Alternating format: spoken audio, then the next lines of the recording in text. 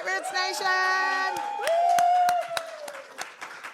It is so exciting to be here. This is the Feminist Buzzkills podcast, and this is day 2 of Netroots Nation, and we have a lot of show. I'm Liz Winstead, and I'm joined by my guest co-host, Kristin Hady, who's filling in for Moji because Moji's been attacked with the vid. Yes, she got the COVID. Yes, Ugh. Hi, everybody. I'm so sorry you get the great value emoji today, but we are talking about Chevron Deference, a term many of us learned this year when the Supreme Court ended it.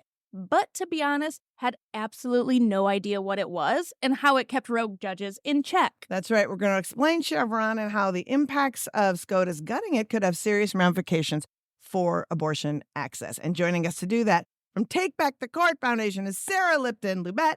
And we are so excited. We have an expert here to talk to us because, let's be honest, had you heard about Chevron a year ago? I feel like no one did. Absolutely and I not. feel like it all of a sudden was the thing that everybody smart was alarmed.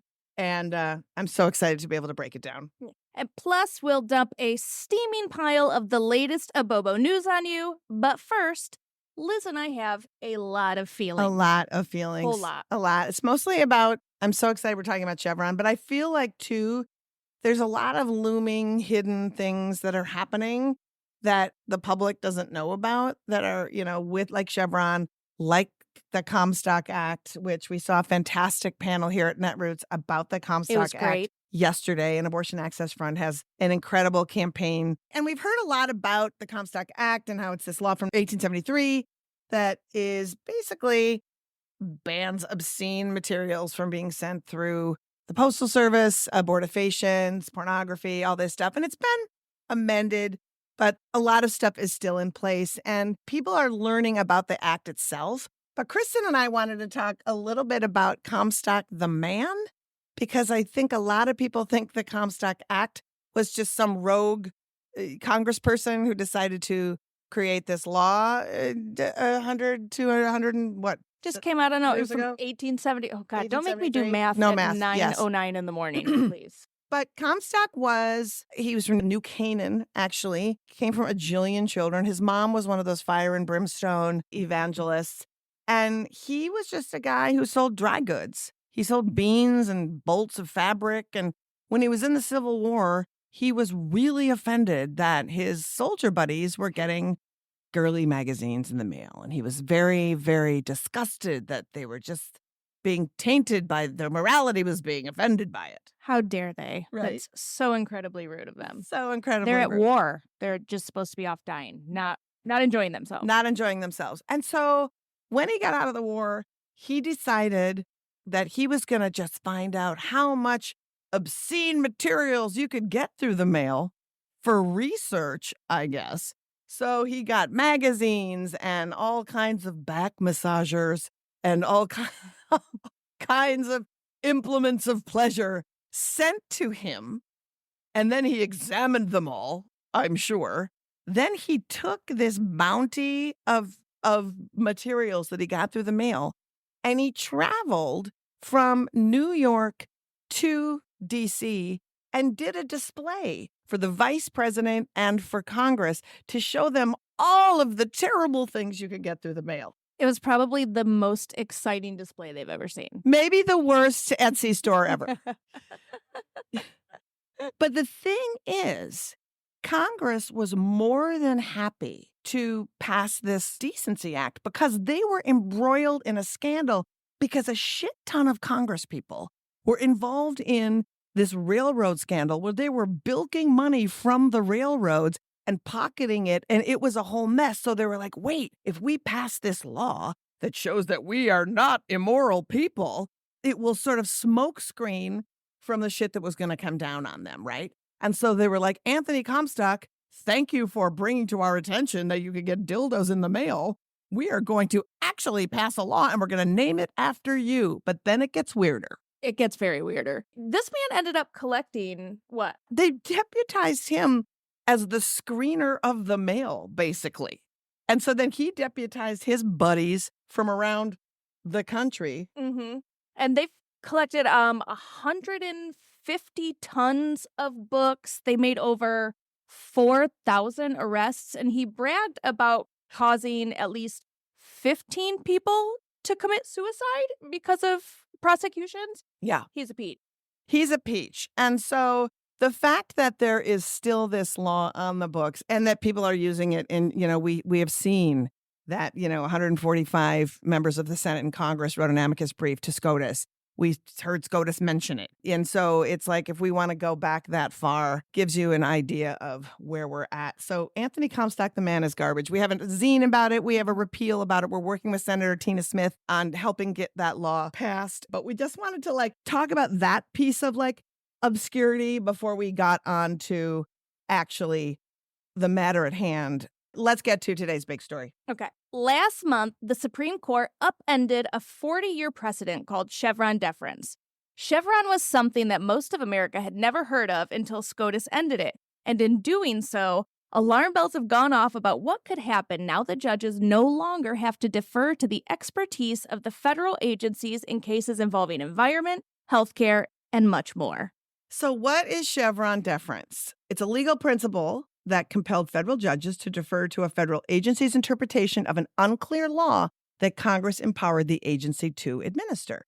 It's a whole ass mess. People against Chevron will say that it takes power from the courts to interpret the law and gives it to government agencies. People who are for Chevron say when there are conflicting opinions in a case, it mandates that a judge should defer to the federal agency expertise for clarity because Congress empowered the agency to do so. I am here for that. And I don't want some judge who can be just like, fuck the law, here's my feelings. I just really do not think we should be living in that world. And that's why we need to break it down with somebody who is smarter than me. Absolutely. And these are... Wait, absolutely? Absolutely. I mean... Wow, okay. Liz, there are people watching. These are just the broadest of strokes. So let's dive deeper with an actual expert of the federal courts. That's right. She cut her legal chops at the National Partnership for Women and Families, the ACLU, and the Center for Reproductive Rights, and is currently the executive director of Take Back the Court. Please welcome to the show, Sarah Lipton-Lubet. Woo! Coming on up, friend. Keep it going. You got to keep clapping. Yeah, it's a long ramp, it's you a guys. long walk. You got to keep it moving. It's a long walk. Yeah, it takes some time to get up there. Sarah, we are so glad you're here because the thing is, as we all know, as Netroots attendees, people submit panels well in advance, so that they can get things organized. And the Chevron thing happened so fast and happened like a week and a half ago now, I think that. Who knows what time? Who knows what time is is. time? And so there wasn't a conversation around Chevron and what it meant, and especially what it means for abortion access. So I'm super glad that we have super smarty pants you here to talk about it and what it means. We need you to tell us about your work. What do you do? Well, thank you so much for having me for this conversation this morning and for highlighting the just hottest of messes that the Supreme Court ruling overturning, decades of precedent, because that's what they do is, and all of the impacts kind of unimaginable, so many, too many to count this morning. But what do? Well, I talk to fine people like you about the right-wing takeover of our federal courts and how fucked we are unless we fix them. Well, that's noble and amazing. And I think before we talk about Chevron, I would like to talk about, because I heard you speaking yesterday, and I agree 100% that it seems that the only way we can actually fix this shit is expanding the courts. And can you talk a little bit about why expanding the courts is really the path we need to be on and be pressuring everybody to get us on? I love that question. So for folks who don't know, the number of justices on the Supreme Court is set by Congress. Just in a normal statute, right? It's not in the Constitution. It wasn't handed down from Zeus or whatever deity you believe in. It is a responsibility of Congress to set the number of justices. Okay. So it's been 9 for a really long time. But look at the 9 that we have now and what they have been doing over the last several weeks and years. not even slowly dismantling, just dismantling everything we know about our democracy and our rights. And as we're going to talk about, even like minutia agency expertise. And they have shown that they do not care that people are upset. They do not care that the majority of folks in this country want abortion access, that we want the ability to keep our communities safe from gun violence, that we'd like to breathe clean air every now and then. I mean, they don't care. And the only way to disempower them is to rebalance the court and add some justices that actually give a shit. Yeah, I feel like that's right. So let's talk about the history of Chevron deference, how it came to be, and then give us more context about why losing it is so dangerous. So Chevron deference, and you guys explained it, I think, really well. Did we? You did. Oh You my really God, I'm did. so That's a excited surprise. It was like we were reading lots of shit, and I was like, how do we boil this down? Because it just feels like you just should be listening to experts instead of inserting your own weird, judgy, like, well, I just happen to think nobody should be fucking, so I'm going to just do this instead of deferring to smart people. So it's based on like two basic principles. And the question is, what happens when an agency, so the EPA, the Department of Labor, right, any federal agency enacts a regulation, someone challenges it, as folks are wont to do, and there are various possible interpretations of what the underlying statute, could have meant, what Congress might have wanted an agency to do. And Chevron deference used to, for my entire legal career, but now, Chevron deference used to say, okay, if there are multiple reasonable interpretations, a judge is going to defer to the agency and say, you're the agency. You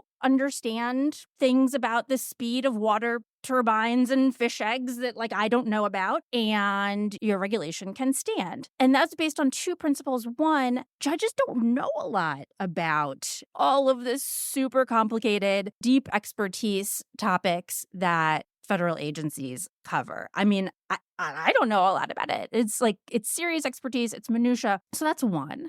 And then two, there's a fundamental democracy principle there, which is, you may have noticed, federal judges, not so accountable, especially these days, but heads of agencies, they're appointed by the president, who, for now, wins an election. And so there is some measure of accountability there between the agency action and the rest of us.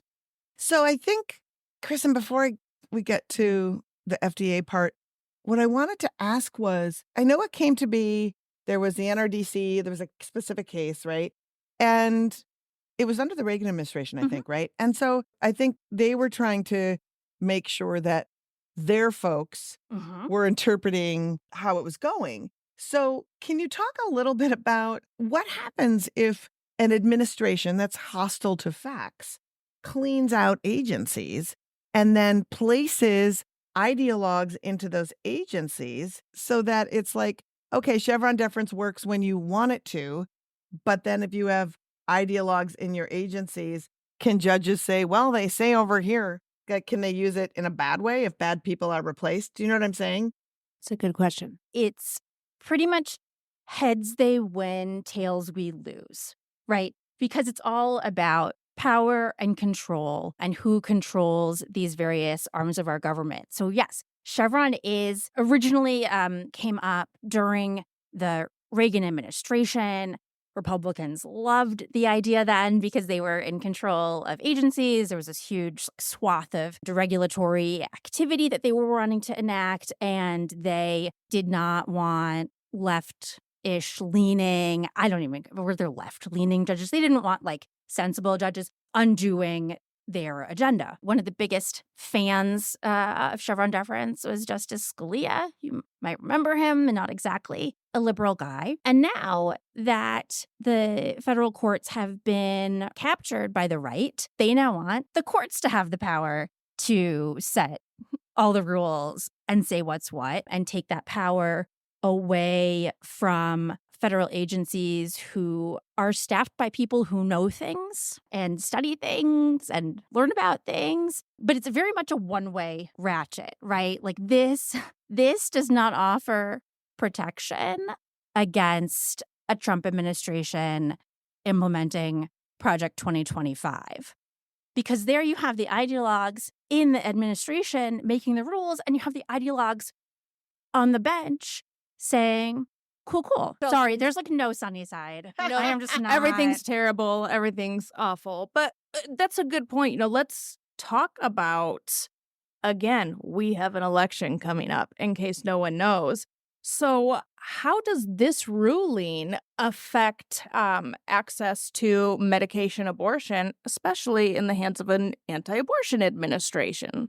In so many ways. And it's not just this one ruling, right? There were a series of rulings this term, and we don't need to get into the legal nitty-gritty of it, but that basically upend everything people thought we knew, people who thought we knew about how administrative law and agency law work. Kind of threw it all out the window. There used to be statute of limitations on challenging federal regulations, right? So after a regulation is enacted, you only have so many years to bring a challenge, what's called a facial challenge to it. Say this whole thing needs to be thrown out, as opposed to it impacts me in this way. But if you want to throw out the whole thing, there's a time limit. The court threw out that time limit in a case called Corner Post on the last day of this term. So how does that impact abortion? Could be many ways. Here's one.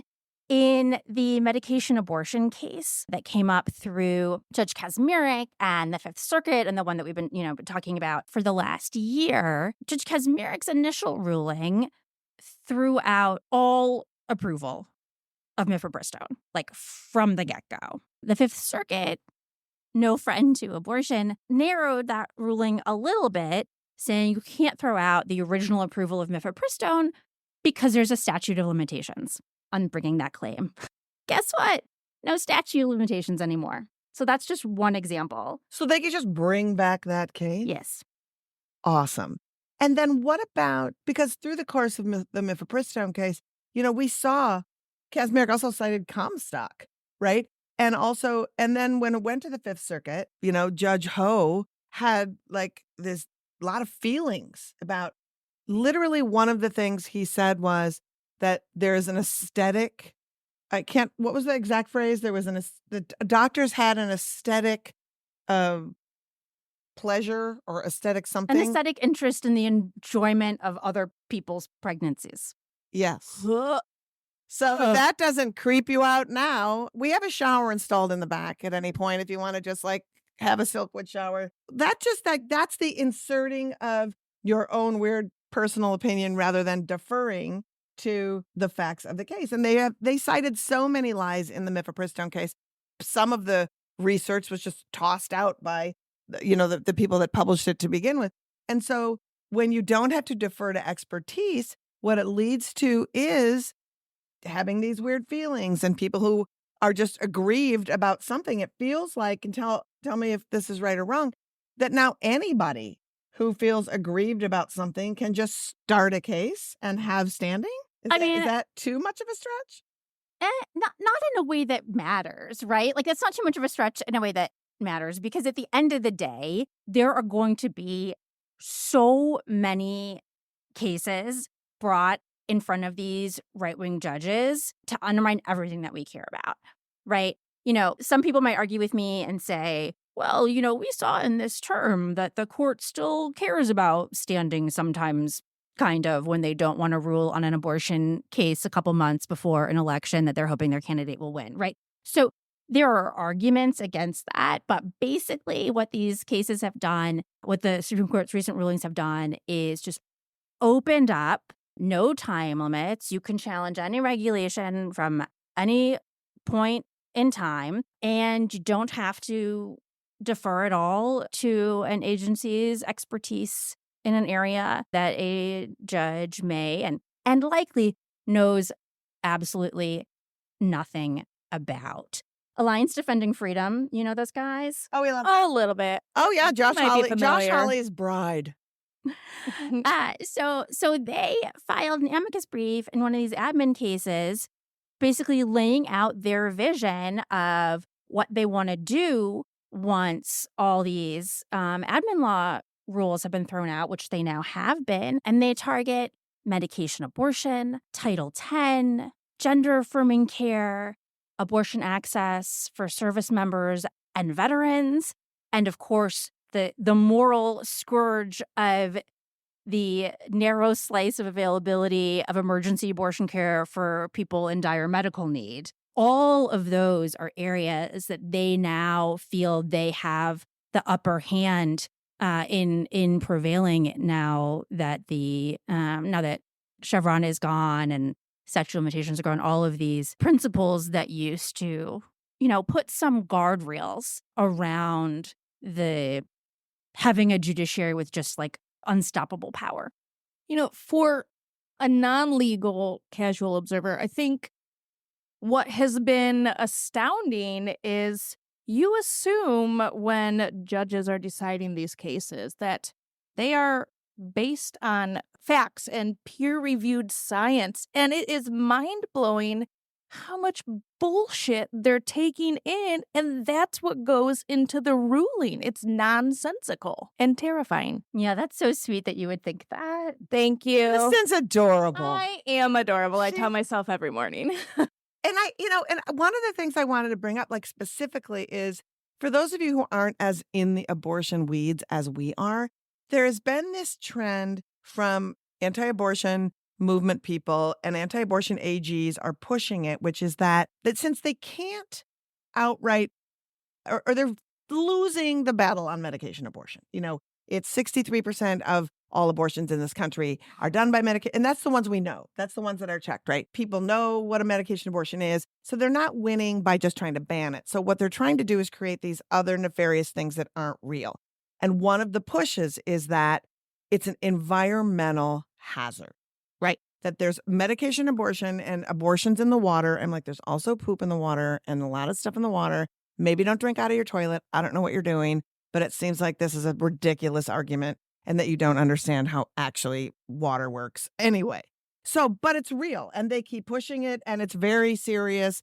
And there's attorneys general who signed onto the case of mifepristone, trying to be part of that. They was, I think, Idaho's attorney general and Missouri and maybe Kansas, I think. But they're also saying it's taxing on their water system and it will be taxing on their hospital system. So my question to you is, with Chevron gone, can they just not listen to the EPA, who has said time and time again to these claims, this is not real, this is not harmful, these things are not in any way harming people in the water? Can a judge just ignore what the EPA says and decide these people's passion has made the case and they could ban it based on pollution? Or am I making that up because I'm a conspiracy theorist? This is fascinating and terrifying and all of the things. So I'm going to take a step back and say, I don't know exactly how the Supreme Court's decision in a case called Loper Bright is going to map onto that. But what I will say is the fact that the initial case against medication abortion got as far as it did with as many outlandish non-facts. I don't know what you made up stuff. That's the nicest way to say it, to be honest. It should be terrifying across the board because antis are going to keep bringing theory after theory and scheme after scheme and claim after claim. And are they, going to figure out some Clean Water Act theory that some, Fifth Circuit judge is going to be like, yes, that's quite possible. Yay! So we're doing real great here. I was hoping she was going to say, that sounds wild, Liz. No. That's what I was hoping. And sadly, Sarah, that's awesome. I am not here to comfort anyone. That's okay. We don't want it. You don't need to be my hemorrhoid pillow. I'm good. I feel like I just got to deal with it. I feel like you're amazing. I like the truth. And we do. We talk about these conservative judges who are wildly out of step. Obviously Judge Ho in the Fifth Circuit and Matthew Kacsmaryk and Amarillo are always mentioned. But there are other Kacsmaryks and other hoes lurking in the court system. I couldn't say it without laughing. I'm so sorry. Now, how long have you been waiting to do that? I just read it 2 minutes ago. Can you tell us who some of these judges are and where they're residing? So they're everywhere.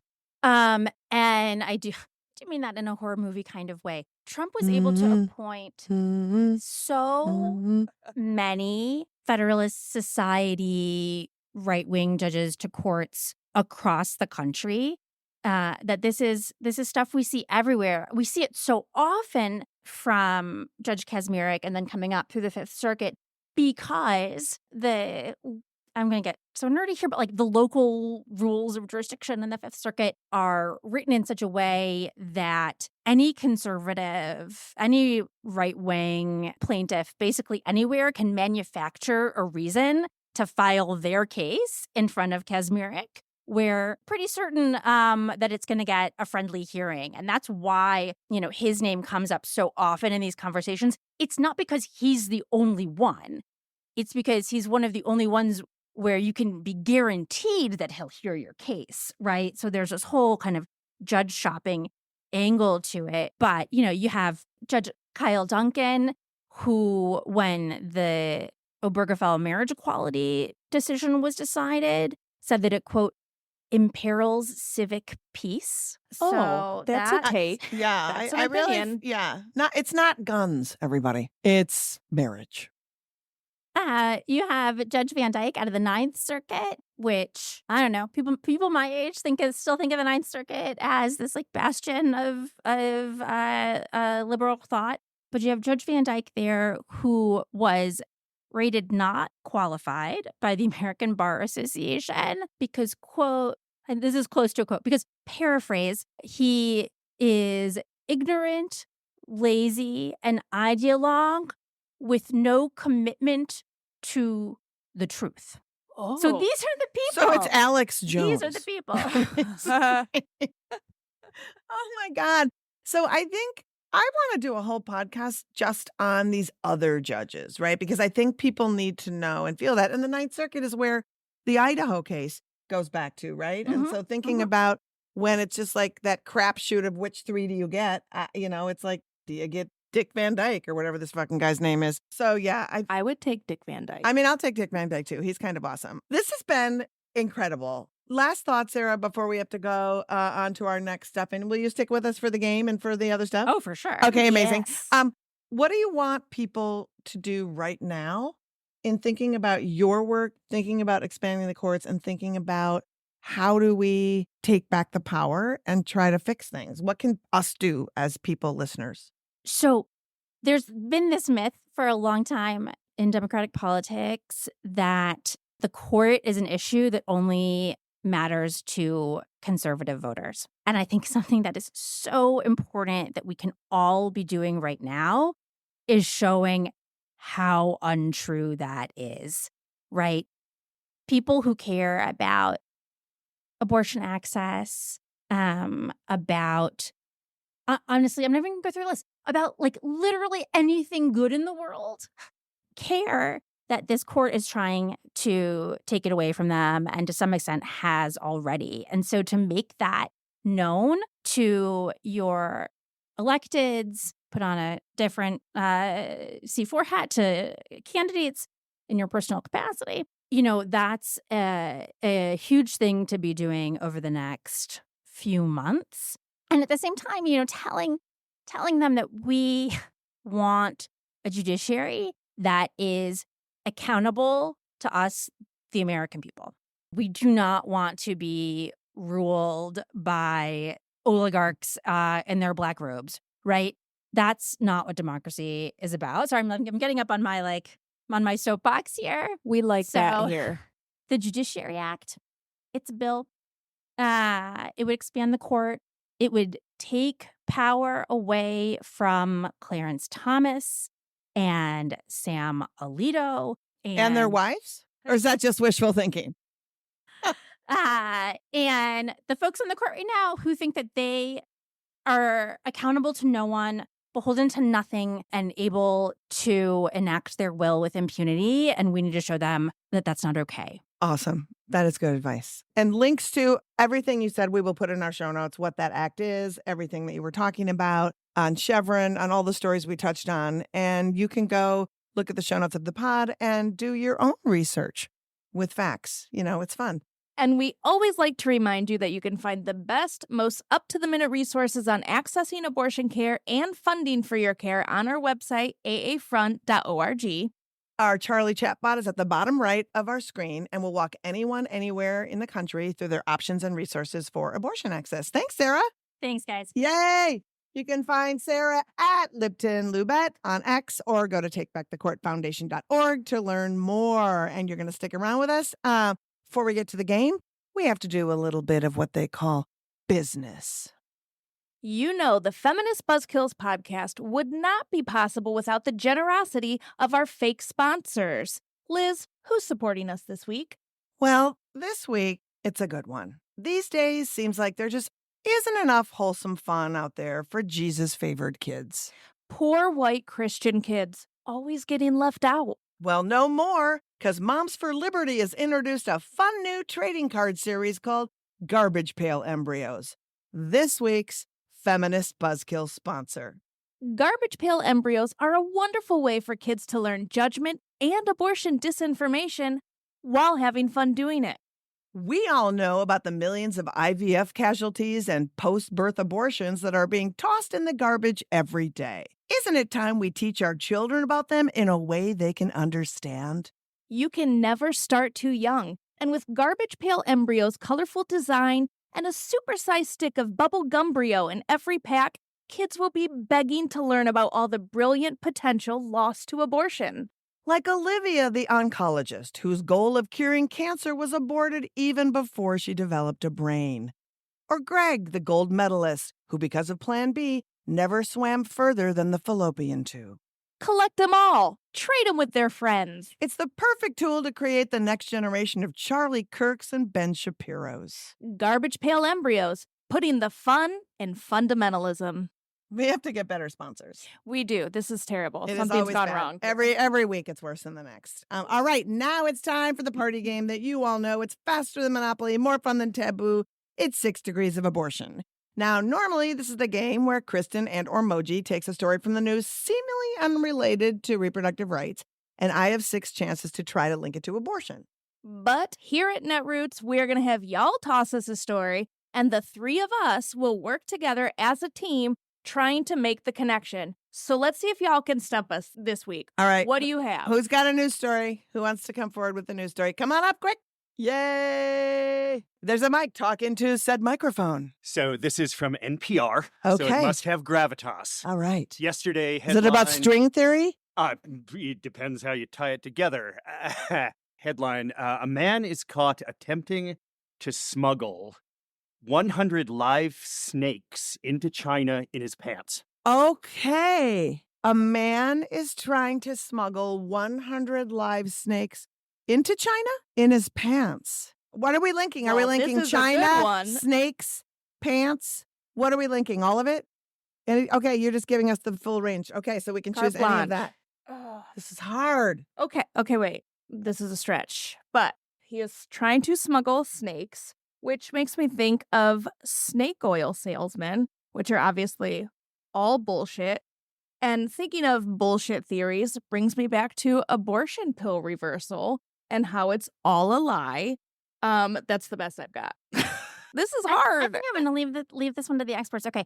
Man, how many snakes? 100 snakes? 100 snakes. 100 snakes in his pants, trying to get them into China. How about every abortion started with something in a man's pants? Okay. There it is. All right. Every abortion starts with something in a man's pants. We got there. Kristin. Yes! Yes. That is awesome. It's my I was Costanza trying to moment. make I'm out of here. So many connections. Oh my God. Good job, team. We did it. Good. That was Great really job, fun. everybody. Thank you so much. I love that. Kristin, congratulations. We're very excited.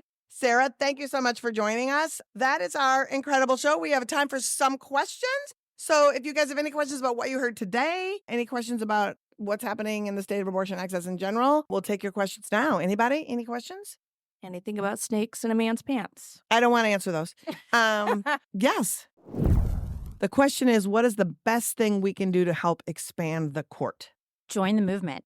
Join the movement to expand the court. You can find my organization, Take Back the Court, at takebackthecourt.today. There are so many others working on this issue. I know so many folks here are part of organizations, are volunteers or on staff in various places. You know, is the organization that you're aligned with or that you're a member of part of our coalition to make this happen and take back control away from these right-wing ideologues on the court? So that's an easy thing to go back and do. Like, you know, talk to whomever you talk to at your orgs or your communities and see if you're part of this fight. So that's number one. Reach out to a member of Congress. Let them know how important it is to you to not be ruled by this court and that you expect them as part of their responsibility as a co-equal branch of government to do something about it, right? We've seen a lot of members just kind of throw up their hands and say, oh, yeah, court seems real bad. I'm going to tweet about it. Well, you're a member of Congress. You can actually, pass laws, make things better. That's a wild concept. You know, snakes in a man's pants. You can reach out. So I would say reach out to your representatives. Tell them, you know, either you want them to support the Judiciary Act or thank them if they already do and help emphasize what a priority it is. I think people underestimate the value of the thank yous because even folks that sign on to a bill, you know, that doesn't necessarily mean it makes the top of the list for things that they're really going to be active on unless they hear from their constituents about it. Thank you so much for the question. Yeah. Anyone else? Just a statement. Everybody, don't forget about your state Supreme Court races. That's Yes. right. That is a great statement. Yes, I'm from Ohio. Co-sign that a million times. Florida has 3 justices who are up in their state Supreme Court as well. I'll just make that statement. Who's next? There's a few states, conservative states, who are looking to pass these laws that would retroactively enforce child support to the moment of conception. And it seems like it's kind of an interesting end around where they're trying to say, you know, life begins at conception, therefore child support should begin at conception. So I'm wondering, A, is that legal? Like, would those laws be legal? And B, what do you think of that politically? Because it seems like what they're trying to do, they're saying we're supporting women by giving them more support, but we're going to do this while we make abortion illegal. So it seems like they're kind of doing this interesting maneuver, I guess I would use the word. So what I would first say as a reset for everyone, conception is not a medical term. Conception, it's like when people say life begins at conception, you do not start a pregnancy until a fertilized egg travels 72 hours and implants itself into a uterus. That is when a pregnancy starts. So when they say life begins at conception, they're actually saying child support should begin before pregnancy, which is ludicrous, right? So what I think is, I think that's going to wake up a lot of people if they were trying to have that kind of thing where it's like, oh, I got to start paying the second I have sex with somebody and they tell me that. I feel like those kind of tricks are not strategies. I feel like it's trickery. And so I feel like, I don't know. That's the kind of thing that we saw a lot of before Dobbs when we still had Roe, right? There were all these kinds of workarounds that anti-abortion folks tried to put into law in various places so they could point to it at some point later in time and say, see, we've always treated an unfertilized egg like a teenager. You know, efforts to do things like that now when so many more people are paying attention, when conservative legislators can't just get away with enacting their crazy bills or passing their crazy bills because people assume they're just going to be stopped by the courts. You know, I don't know where we go from here. To me, it feels like another compromise. It is, Yes. okay, we've accepted this, so we're going to do this little bit of good. No, we're not fucking accepting that abortion is illegal. We're not accepting that you are banning it. That is what we are going to be fighting for, Yeah. is to get legal abortion back and all of this bullshit that they are feeding us, that they care about it, it doesn't obscure the fact that they have taken away abortion, and that's what we need to get back. The one thing that I think we should be afraid of with these things is that it also gives ownership of somebody to a woman's body.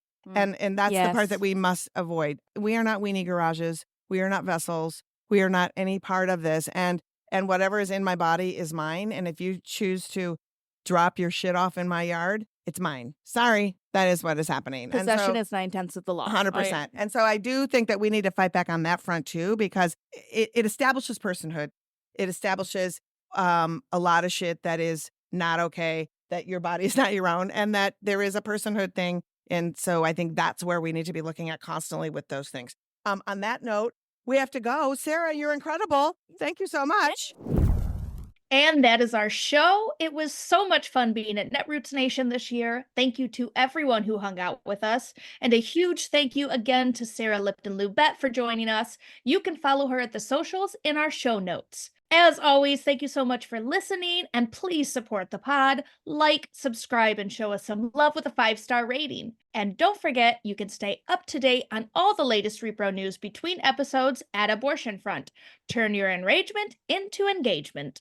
And speaking of engagement, Abortion Access Front's going to Chicago for a week of activism at the DNC, and boy, it's going to be fun. We're kicking off Monday, August 19th with a show at the fabulous Metro called L'Abortion Variety Hour, a Cavalcade of Cooch, a throwback variety show packed with music, comedy, burlesque, all the things that could be banned after the election if you don't vote. So if you're going to be in Chicago, you're going to want to check it out. Plus, if you can't be there, we're offering you an opportunity to buy a ticket for an abortion provider in Chicago. Buy a ticket for yourself for an abortion provider at aafront.org/variety show. Are you looking for where you might fit in to do some abortion activism? We've got a 5-part activist training series, Operation Save Abortion, at operationsaveabortion.com, and visit our super cool activist calendar, which is full of local and national actions and educational opportunities. For folks in Florida looking to get involved, on Tuesday, July 30th from 6 to 7 p.m., the ACLU of Florida is hosting an information session called Florida's Near Total Abortion Ban, What You Need to Know. This in-person session will be in Broward County, Florida. It'll be an hour of discussing Amendment 4, answering questions about the ban, and getting mobilized to help fight it. Link is in our activist calendar at operationsaveabortion.com. Join our Patreon and you'll support great content and get the coolest FBK merch and experiences. All pledges support this pod and all of our activism at Abortion Access Front. Pledge at patreon.com/Feminist Buzzkills. And FBK is edited by Remy DeTournay and is produced by Abortion Access Front. And finally, we leave you with hate pastor Matt Truella showing his whole ass when he lays out his plan for the LGBTQIA community. Spoiler alert, it's not a Rager on Fire Island. Understand homosexual behavior is the ultimate expression of rebellion against God. It's where you take your very creative purpose and being and twist it to spit in the face of God. That's what it is. The magistrates have a duty to suppress such filthy behavior through law.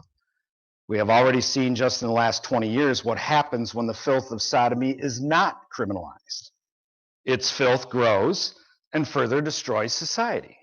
Law suppresses evil. Feminist Buzzkills, the podcast from Abortion Access Front. New episodes drop Friday. When BS is poppin', we pop off.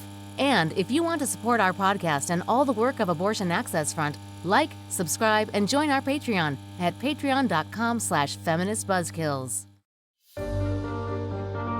I'm Allison Gill, that's AG from Mueller, She Wrote in the Daily Beans, the premier podcaster for all things special counsel. And I'm Andrew McCabe, former acting director of the FBI and unlucky guy who was right in the middle of getting Robert Mueller appointed special counsel in 2017. And we're joining forces to document the investigations of Trump by the newly appointed special counsel Jack Smith as it happens. Whether it's analyzing court filings, letters, indictments, or prosecution and defense strategies, or asking questions questions about special counsel regulations, rules governing classified documents at trial, or the scope of the probes, We'll be here first thing Sunday mornings to cover the latest breaking special counsel news and answer your questions with the assistance of some of the best experts out there. so follow, rate, and subscribe to Jack wherever you get your podcasts, your only source for all things special counsel.